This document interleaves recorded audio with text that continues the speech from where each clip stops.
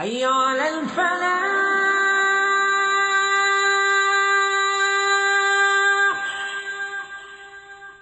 Assalamu alaikum everyone, welcome back. Today we'll look at how React actually works.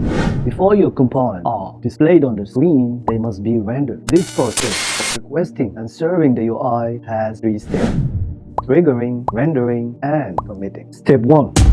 Triggering a render. There are 2 reasons for component to render. Reason 1, it's the component initial render. Reason 2, when component state update.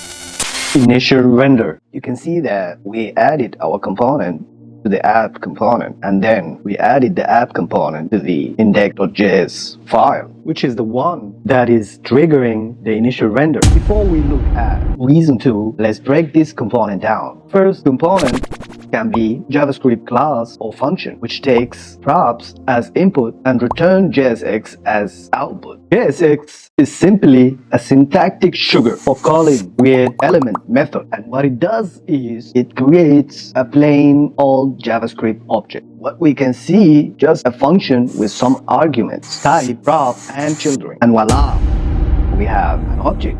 The type argument tells React what type of element we're creating, which can be HTML element or component. The props argument and children holds the element property, which can be string or element. Now back to our question. Remember, we said we have 3 steps to render element. Now what triggers this component to be displayed is React DOM render method. But what is React DOM anyway? React DOM is a twin brother to React, also known as the renderer. To my surprise, React DOM is the one actually doing most of the heavy lifting. For example, handling the tree of element we just saw, and also component lifecycle. But I guess it's a good idea because now we can use React elsewhere. And what it does is recursively create elements depending on their type and append them to the DOM. And its render method receives 2 arguments, what to append and what to append to. So now we know how this triggers the initial render. Now let's look at step 2, rendering. Remember, up to here, our JSX is translated into big JavaScript object, also known as the virtual DOM, which is a replica of the actual DOM. The process of updating virtual DOM with the actual DOM is known as reconciliation. The reconciliation algorithm, the diffing algorithm, tries to update the UI in the most efficient manner. Since React 16, we have the fiber reconciler. The diffing algorithm has 2 assumptions. 2 elements of different type will produce different trees. The developer can hint at which elements may be stable across different renders with a key prop. When adding and removing elements, React would simply loop over the children in the old tree and children in the new tree and mark the places where it needs to perform any addition or removal, right? But this has a disadvantage. Without additional help from developers, keys just provide a nice way to React to know which element have changed while diffing. Now, instead of comparing the whole element, React would compare the key of the children to see which elements need to be added or removed. Now I think we covered all the keys to understand how React renders our component. We said the process of rendering our virtual DOM is triggering, rendering, and committing. We said the 2 reasons for rendering our component is the component initial render and when a state update occurs. Initial render. The render method triggers the process. The second reason for component to render the setter function.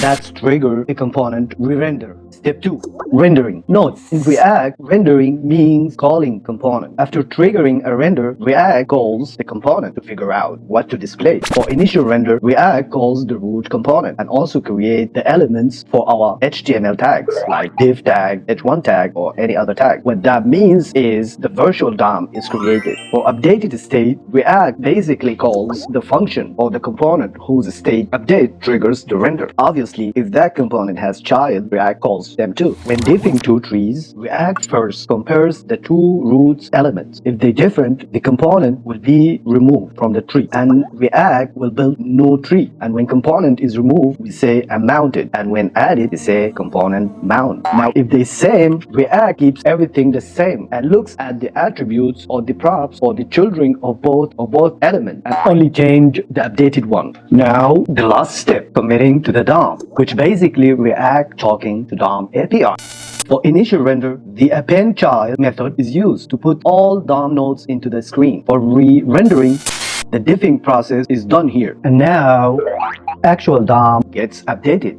To summarize, before React component can be displayed on the screen, they must be first rendered. JSX code gets converted into JavaScript representation of what HTML structure should look like. When your app starts, you need to trigger the initial render. To render the elements, React calls create root with the target DOM node and then calls our app components render method. It iterates over the tree of the elements, and through this mapping, React elements establish parent-child relationship similar to what we normally see in actual DOM. If the type is a string, it generates the HTML element of that type. If the type is a function or like our component, it calls it and iterates over the tree that returned by that function and builds out React element tree of what the actual DOM should look like. This tree of elements is the virtual DOM. To commit all the DOM nodes created on the screen, React uses the append child DOM API. Then the browser will append the screen and display our component. Once the component initially rendered, it can trigger further renders by updating its state with the setter function. When a render is triggered, React needs to update the screen. So it begins its journey through that tree again, starting from where the state update was initiated. React will create a new virtual DOM tree, and now we'll compare the new tree with the old tree. It will look at the type. If the type is the same, component will be marked as needs update. If the type is different, then React will remove the component and will add the new component created from the new tree. React now has an old tree describing what is currently visible on the page and a new tree describing what we want the updated page to look like. React diffing algorithm is implemented to find the minimum necessary operation to make the changes. And finally, the new element is added to the page. Remember, it's all because of the DOM, how slow it is for adding or removing anything. So when we're writing anything in React, our goal is to make React transfer what we want into element on the screen. React handles that for us, and it does it by creating and updating the virtual DOM. When a React app starts, it initializes the component and renders the JSX to the actual DOM using React DOM library. Now, when we start interacting with the application, instead of updating the entire DOM, React only updates the part of the virtual DOM where the state has changed. And it does that by reconciling the virtual DOM with the actual DOM in the most efficient way using the diffing algorithm. Components are just group of React elements. Elements are simply JavaScript objects which represent the building block of our UI.